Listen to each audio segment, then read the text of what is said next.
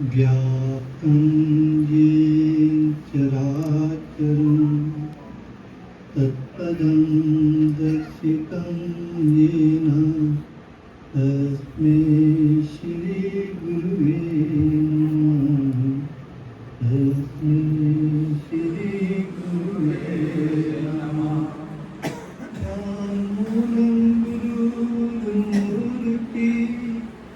पूजामूलं गुरुपदं मन्त्रमूलं गुरुर्वाक्यं मोक्षमूलं गुरुकृपा मोक्षमूलं गुरुकृपा।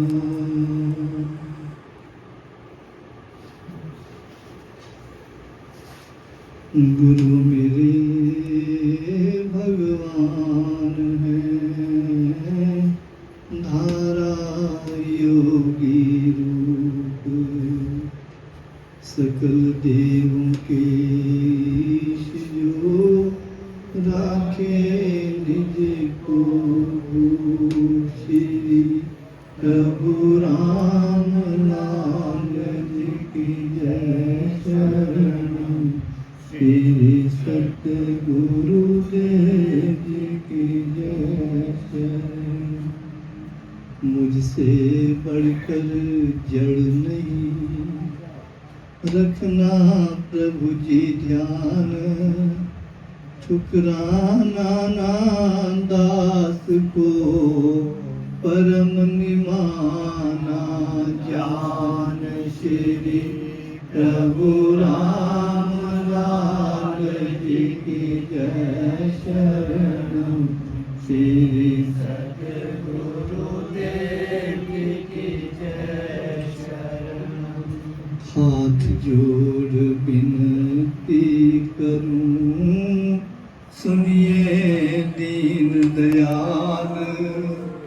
तुम लग मेरी दौड़ है तुम ही हो रक्षपाल। श्री प्रभु राम लाल जी की जय शरण। श्री सतगुरुदेव जी की जय शरण। करुणा सागर श्री प्रभु जी की भक्ति स्वरूप बंधुओं के चरणों में मेरा कोटिश कोटिश नमन।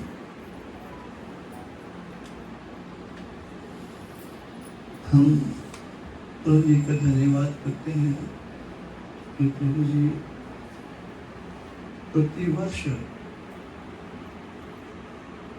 हम सभी को योग यात्रा में हिमाचल प्रदेश की तलहटियों में ले आते हैं।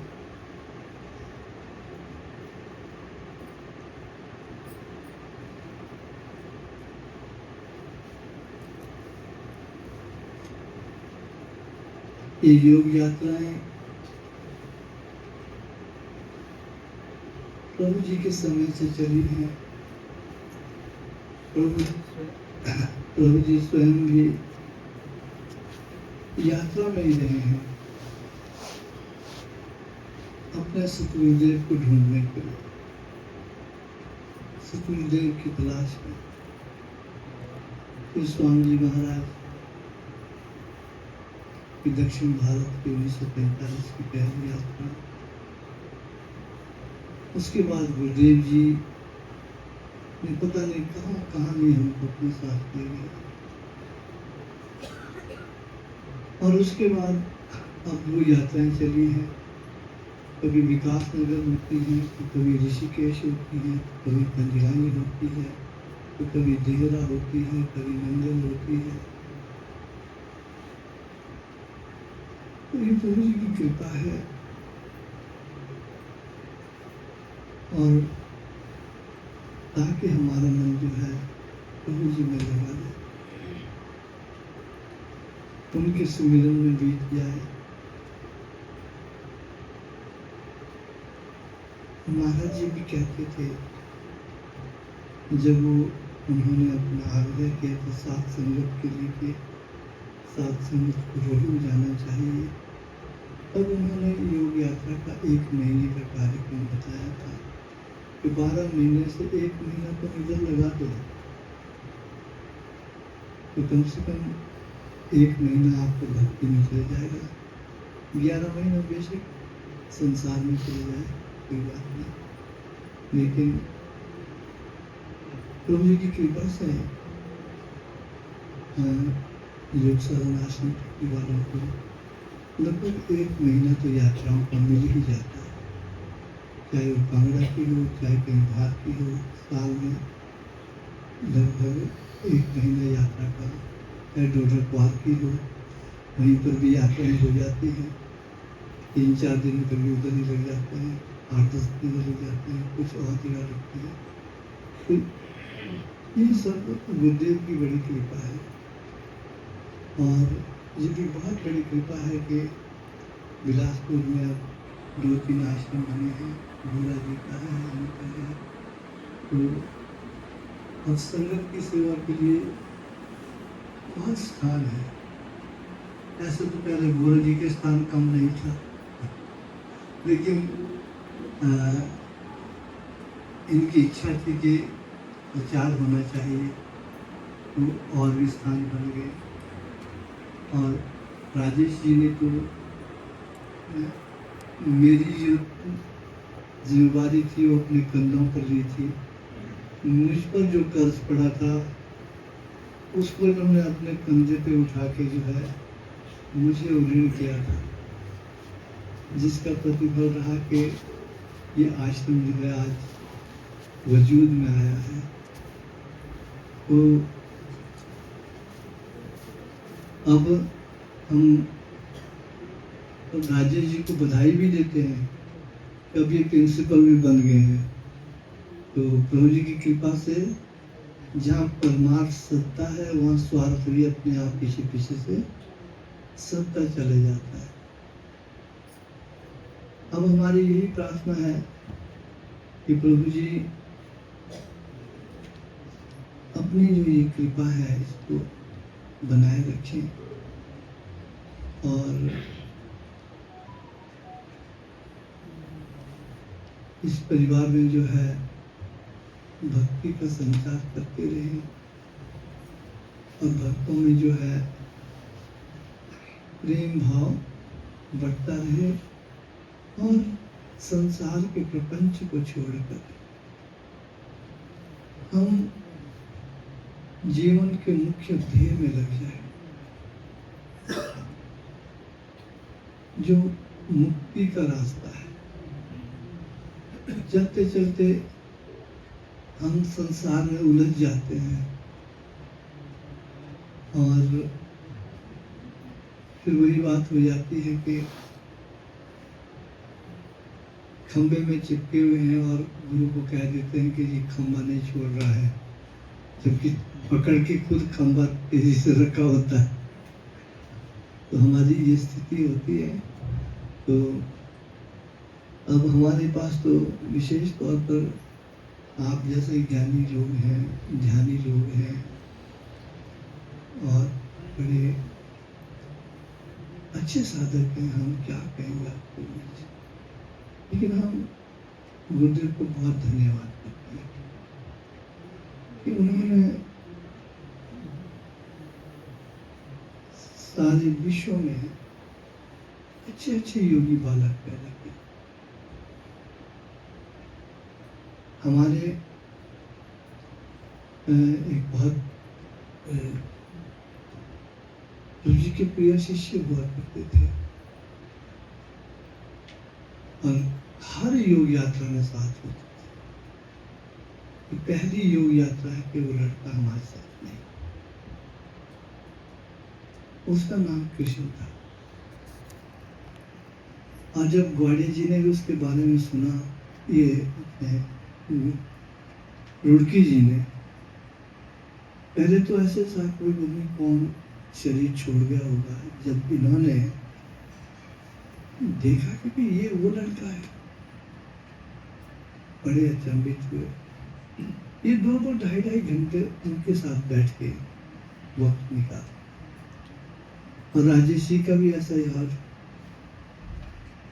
मुझे रीना मेहता का फोन आया जलंधर से, वो भी बड़ी परेशान है, क्योंकि मैं उस लड़के के पास 2-2 घंटे बैठती थी और एक ऊंचा साधक था,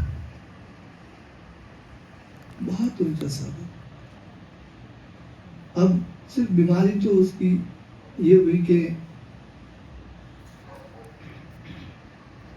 सिर्फ परिवार वालों को सेवा देनी चाहिए, बच्चों को, बाकी उनका समय था। जाने से पूर्व ही रविंद्र जी को सपने में आ गया था। वो रविंद्र जी ने वो सपना सुनाया भी किशन को कि यार किशन, मैंने ऐसा सा देखा है। और क्या देखा भाई? कि एक बहुत बड़ा समारोह है और प्रभु जी बैठे हैं और आपको बैठा, आप पर मालाएं डाल रहे हैं सब, और आपको ताज भी पहनाया हुआ है। और प्रभु जी ये कह रहे हैं कि मैंने कहा महाराज प्रभु जी आप ये क्या कर रहे हैं? बोला मैं अब किशन को उच्च पदवी दे रहा हूं, और अब तुम देख लो, ये तो मेरे पास आ गया है, अब तुमने क्या करना है तुम देख लो। तब बीमार नहीं हुए थे। देखो जो कुछ भी करते हैं सब प्रभु करते, कहने का मतलब मेरा ये है। तब बीमार नहीं थे, टिकरी में सेवा में आए हुए थे। बीमार होने से 2 महीने पहले रविंद्र जी ने मुझे, किशन यार मैंने कुछ ऐसा देखा। किशन क्या कहते यार, तुम तो आज देखना, मैं तो रोज साथ ही होता हूँ, इतना ऊंचा हुआ और तुम तो आज देख रहे हो यार, मैं तो रोज साथ ही होता हूँ। यार गजब की बात है ये। तो फिर कई बार हम लोग कहते हैं प्रवचन भी देते हैं, और प्रवचन में बड़ी अच्छी अच्छी बातें सुनाता था ध्यान की। प्रभु जी उसको लोकों में ले जाते थे, यम लोग की बातें बड़ी सुनाते थे कि भाई मुझे कहते ठाकुर साहब ऐसा होता है, यम लोग ऐसे चित्रगुप्त बैठा होता है, ऐसी मशालें होती है, अंधेरा होता है, और ऐसे यमराज बैठा होता है। तो प्रभु जी एक बार मेरे को बोले यार किशन चलो क्यों ना यमलोक चले। बोले चलो प्रभु जी चलो देख के आ जाते हैं। कितना ऊंचा साधन, फिर कहते एक दिन बोला क्यों ना आज ब्रह्मलोक चले, तो ब्रह्मलोक देख के आए। तो चलो शिवलोक चल रहा है, तो ब्रह्मलोक फिर मतलब विष्णु लोक होता है उधर भी।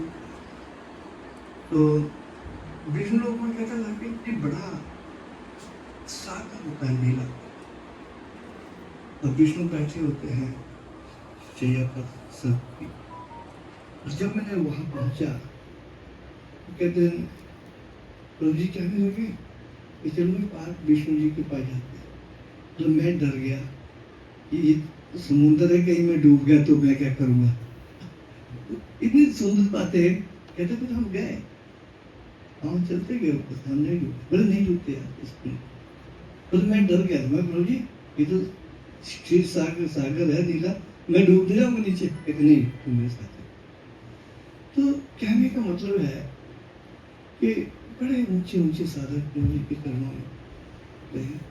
और जब उन्होंने जाना था तो मुझे कहने लगे अब क्या करें। कहते हैं मतलब कैसे हो किसी तो मैंने पीजीआई में फिर थोड़ी दिन मेरी बेटी भी गई थी, तो मेरी बेटी कहने लगी कि मैंने समझा दी ये साथ। हालांकि यंग लड़का 50 साल का, लड़की पंजाब यूनिवर्सिटी में पढ़ रही है, 94% मार्क्स हिंदी में ग्रेजुएशन कर रही है। तो कहते कोई बात नहीं, अब मैंने इनको समझा दिया है, तुमने क्या बड़े बड़े जवान है, अभी कोई दिक्कत नहीं है। इनको मैंने कह दिया क्या करना है, बस प्रभु जी मुझे रास्ता दे, मुझे दिखा। तो मुझसे कहा भाई क्या किशन तुम बेटी कैसे गए थे? तो मैं कहा रास्ता तो तुमने पहले ही देख रखा है। बोला हाँ जी वो तो देख रखा है। तो कहते गेट उनको ही खोलना पड़ता है। तो ये कह रहा था, कहते अच्छा जब बात ऐसी, गेट तो उनको ही देख रखा है मैंने सारे, कहाँ जाना है, कौन से लोग में जाना है, ये सब का तो मुझे पता है। कहते गेट तो उनको ही खोलना पड़ेगा।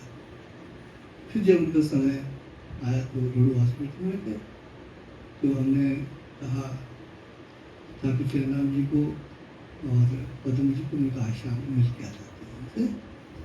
अब पता नहीं कृष्ण जी क्या करते हैं। बस हम शाम को मिले और बिल्कुल तटस्थ, ना रहने की खुशी न जाने का गम। तो कैसे होते हैं योगी? ऐसा तो चुप था उस दिन, न जाने का दुख न रहने की खुशी, ऐसा था। चुप रहा, कहते ठीक है। हमने किसी ने कहा बस अब प्रभु जी का इंतजार है, अब आते हैं। तो शाम को मिले, प्रातः ब्रह्म मुहूर्त पे 5 बजे चले गए थे। तो ऐसे उनकी मनोस्थिति देख के हम बड़े हैरान थे कि न रहने की खुशी न जाने का गम, ये योग होता है। और हमको शिक्षा दे गया कि करना क्या है। जब हम जीवन में उनसे मिलते थे कभी हमने उसको दुखी नहीं देखा। आपने देखा होगा कभी? प्रभु जी बस बात, प्रभु जी की बात कर, प्रभु जी के सिवाय कृष्ण के पास कुछ नहीं रहता।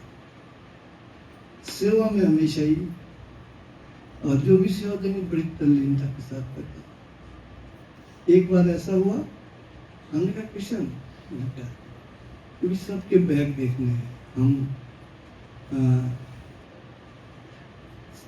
सबके बैग बस बुक की थी हमने, विकास नगर जा रहे थे, वहाँ से दिल्ली जाना था जरूर था।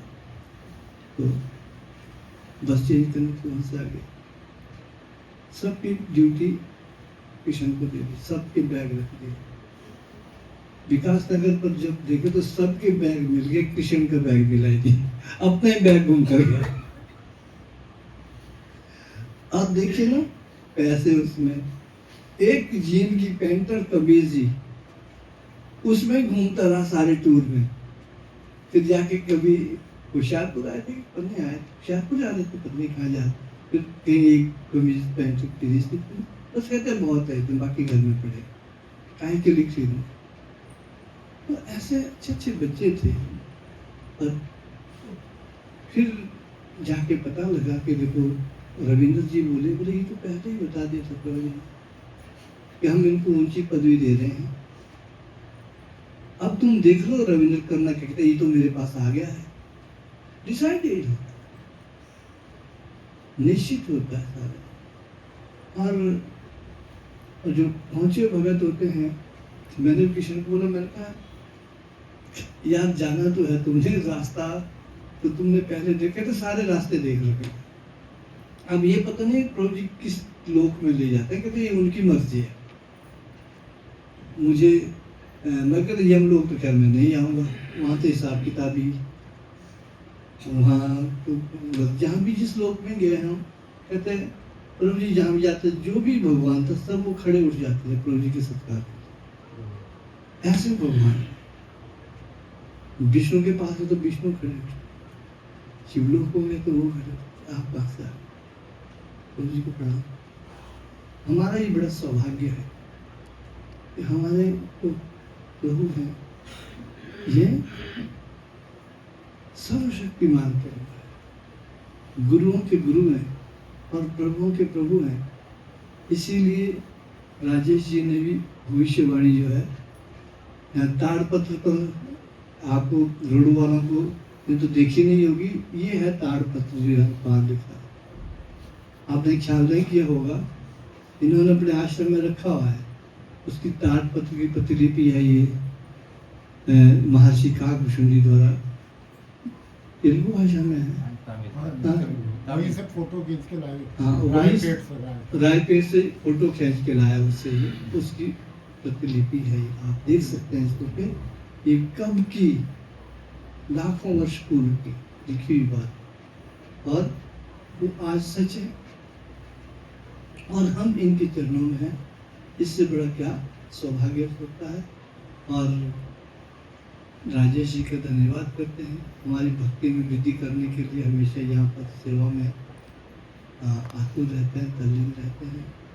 तो मैं समझता हूँ मुझे ज़्यादा समय नहीं लेना चाहिए, बस प्रभु जी कृपा करते रहें। हम बिलासपुर के भक्तों के दर्शन करने के लिए प्रतिवर्ष आते रहें, यही हमारा सौभाग्य होगा।